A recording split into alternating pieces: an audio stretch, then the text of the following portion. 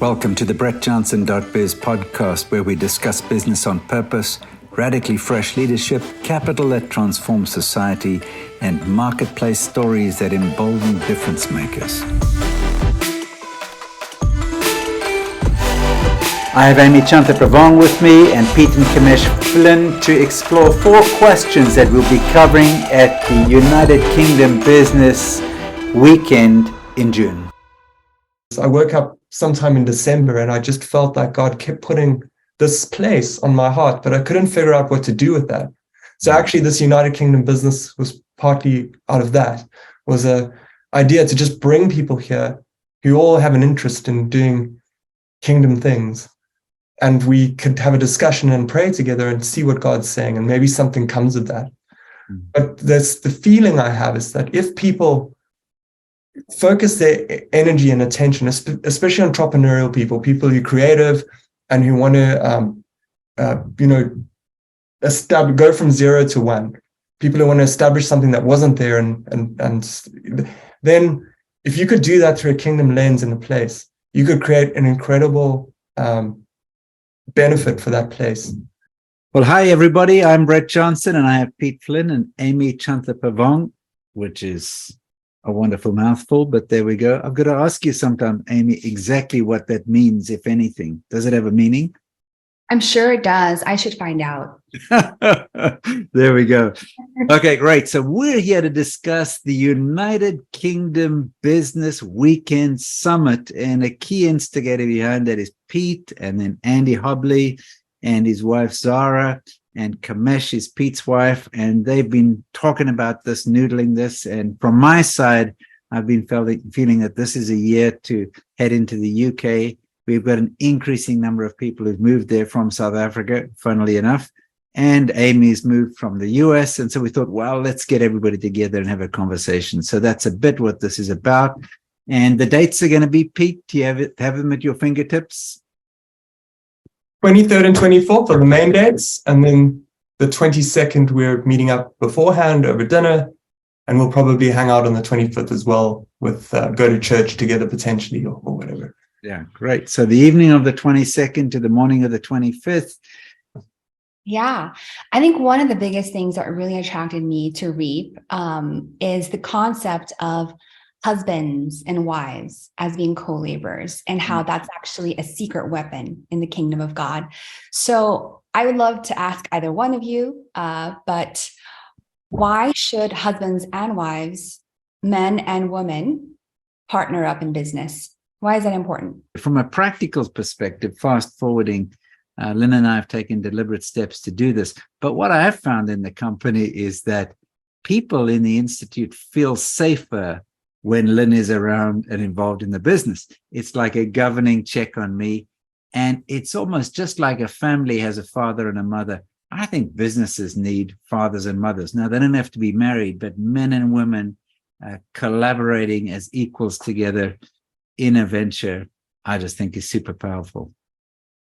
Yeah. And we see in the world now what happens in corporations when there are too many fathers, right? Yeah. In fact, that's been part of the history, and part of it is a bad understanding of women and the role of women. And so women either have to go out and do their own thing, in which case, it's their company and they do it. That's great. But you seldom see good models of people actually collaborating where there's a good back and forth versus, the man's the boss and the wife is the helper. Yeah. So now that we have both Peter and Cam here together, I would love to hear your practical experience in that too. So the question is, why should husbands and wives partner in business?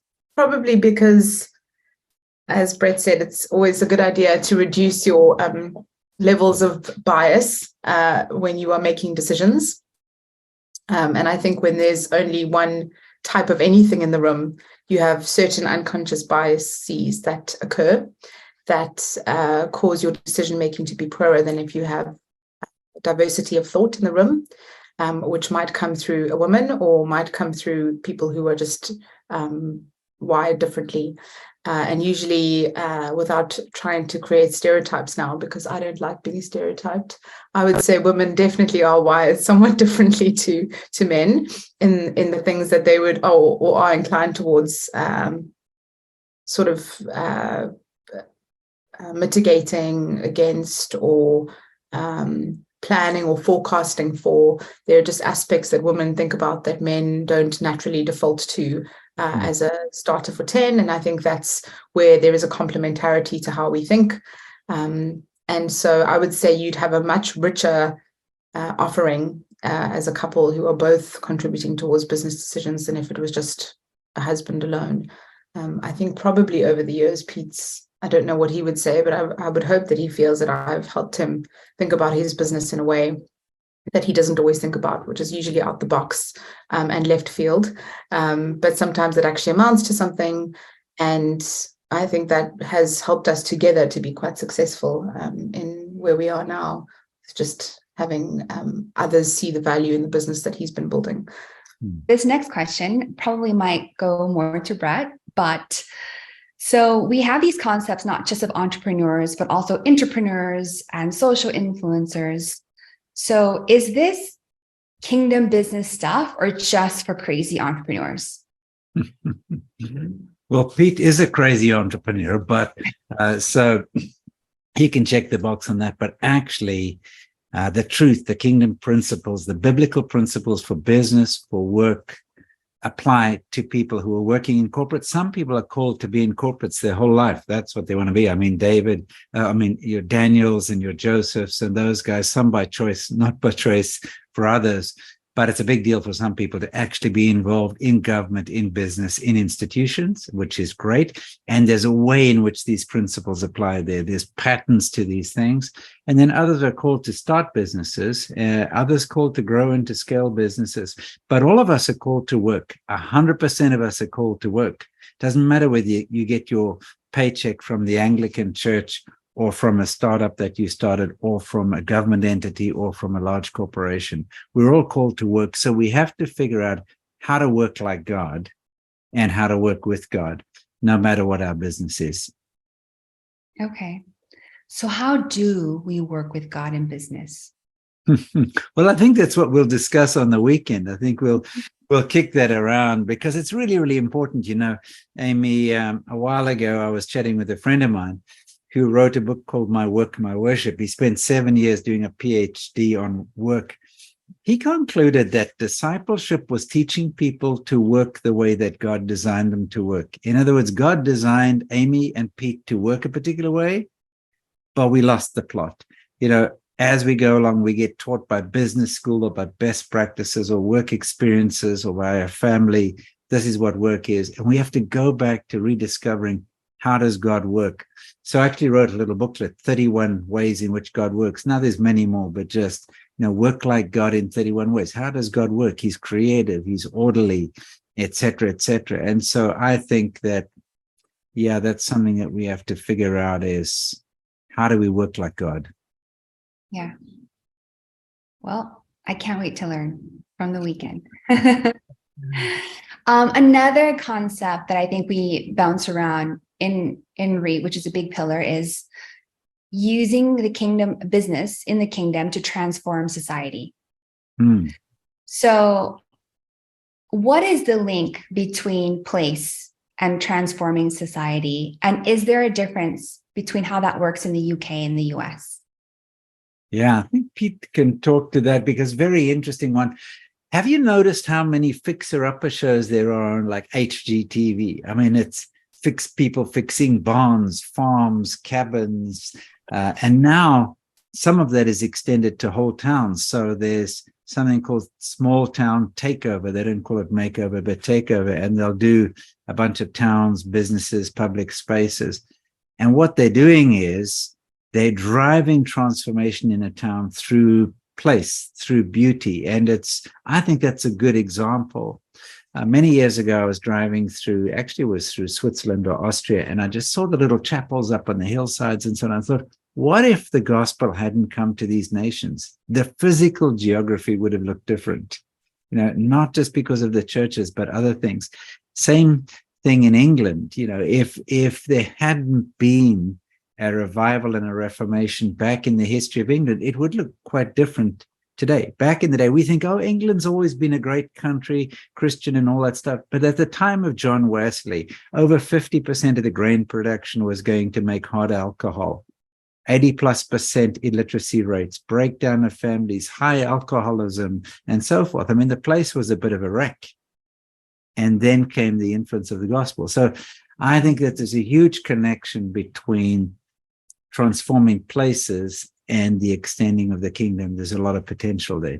Pete, I know you have people thinking about that in different parts of the UK. Yeah, I mean, if we talk about differences between the UK and the US, the UK, and I've moved here, I'm not from the UK originally, is that this country has an extremely long history.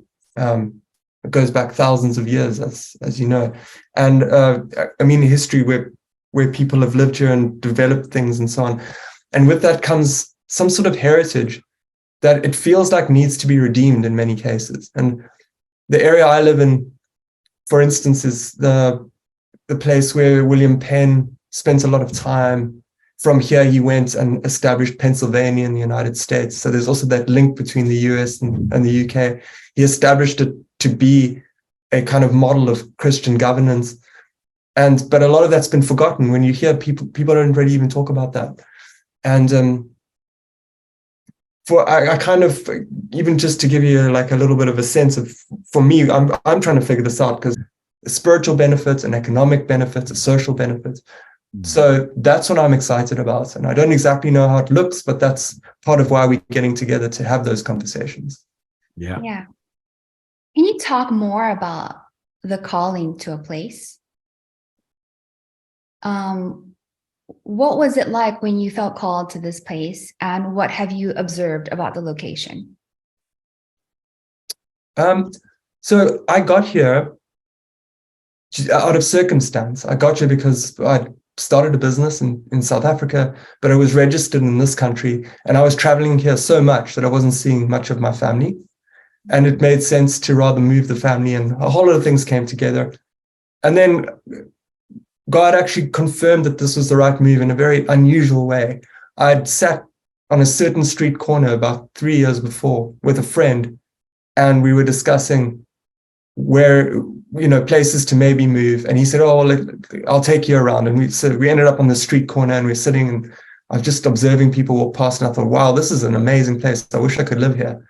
And then I forgot about it. And that was 3 years before we moved. What is this place? What is the name of this place? It's where I live now. It's called Beaconsfield. So 3 years later, we moved, and we got here for a different reason. I don't have time to explain the whole story, but literally after we fetched our keys for our house, the estate agent was driving us to the new house that we were going to move into. And as we drove past, I said to Cam, that's the corner. That's the corner where I sat with Peter Beretta, and we spoke about imagine living here, and I'd totally forgotten about it. So I felt like God was just using that to confirm that we'd come to the right place. Subsequent to that, I've just gotten so interested in the history of this place and the Christian heritage.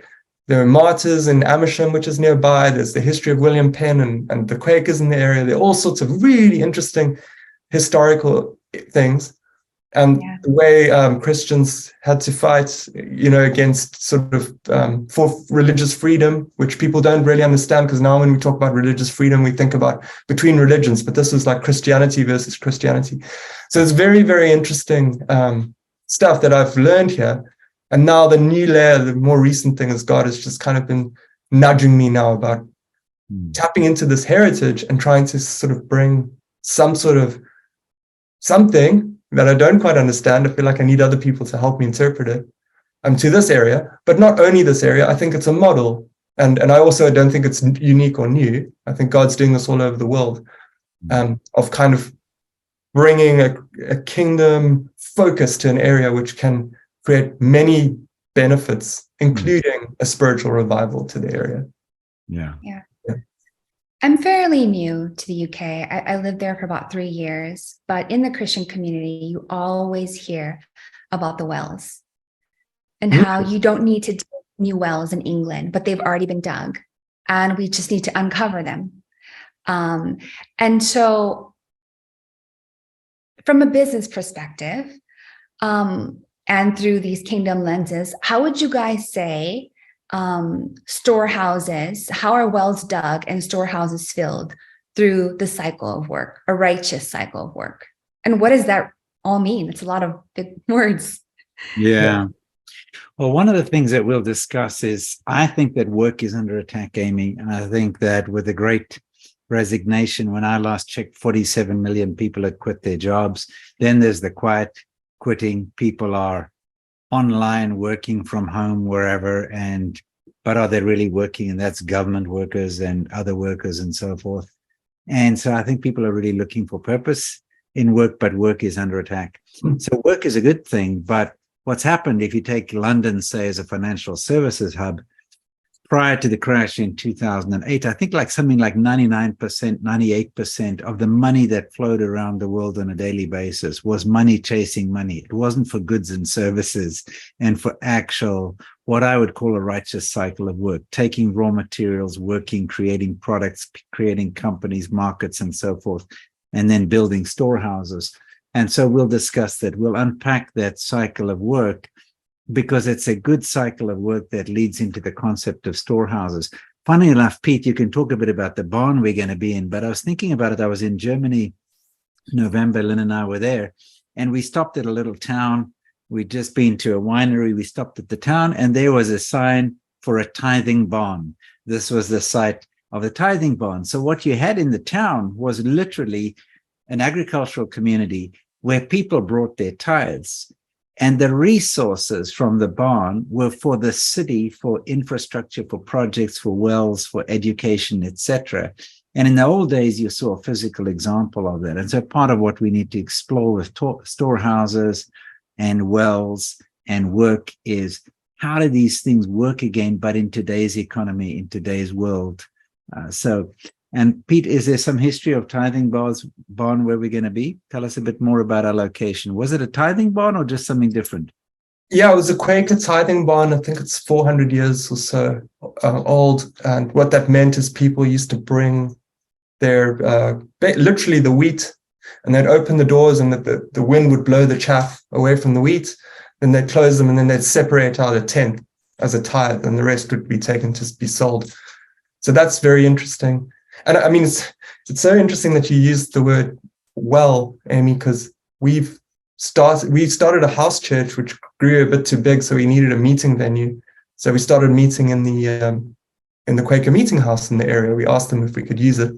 We're not Quakers, we're Christians, but we used it as a venue, and we called our gathering the Well. And the idea was to unblock the well, because the Quakers are super interesting, especially in this area. They started many of the UK's enduring companies. So Barclays Bank and Cadbury's and Clark's and all of these businesses were started with kingdom intentions to firstly to fund the lives of people who are being excluded because of religious persecution, but secondly to spread the gospel, and also to create social good from their activities. So I feel like they were a lot closer to my notion of what kingdom business means to me back at that time. And so part of the unblocking the well, for me, is relearning how these guys understood the world, and discovering for ourselves what that looks like in our generation. Yeah. You know, we grew up drinking Cadbury's Bourneville chocolate. And when I did my research on the Quakers and so forth, and Pete just mentioned Cadbury's, it even got into this question of place, your earlier question. So they actually designed a town that was designed to foster, life built on Christian principles within the town itself, a physical structure. So it would be like the Google town, but instead of a Google campus, it would be where people live, where they have recreation, where they grow things, where they work together, they socialize, they worship together, and so on. So this connection of businesses with great foundations, great histories, and how that turns into practical places is something that's, as Pete says, nothing new under the sun. But it's time for us to re-explore some of those things. Yeah.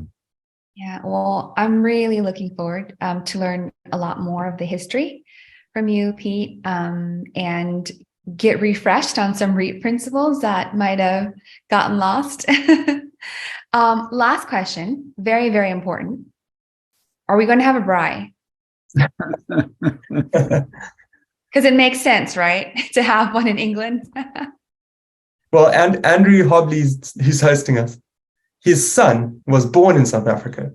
He and he did his MBA at the Graduate School of Business in South Africa. So they've got quite a strong connection to South Africa, as well as many of the British folk in this community.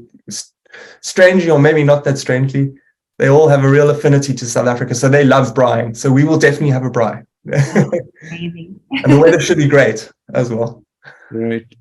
Good. Yes, the weather is so important, isn't it? Yes. We're going to be there for the 3 weeks of summer. Is it 3 weeks of summer, or is it now 4 weeks with global warming, Pete? I don't know. It's a bit of a coin toss. You just got to wait and see what you get. Great. Good. Fantastic. Well, do you guys have any last words to share before we meet in person? Well, I know that Pete has been having trouble getting people who have said they're coming to actually put their name on the dotted line. So go to, actually, we just put the stuff under brettjohnson.biz, and then that's a link there, United Kingdom Business, and we'll put the link in below over here. But it does help from a catering and from an accommodation perspective, etc., just to know who's coming. So make sure that you let us know. Of course, we're happy to have walk-ins, but I think, Pete, you'd prefer people to let you know in advance, right? This is weird thing in life that I kind of like to plan stuff, so it helps. But everybody's welcome. Great.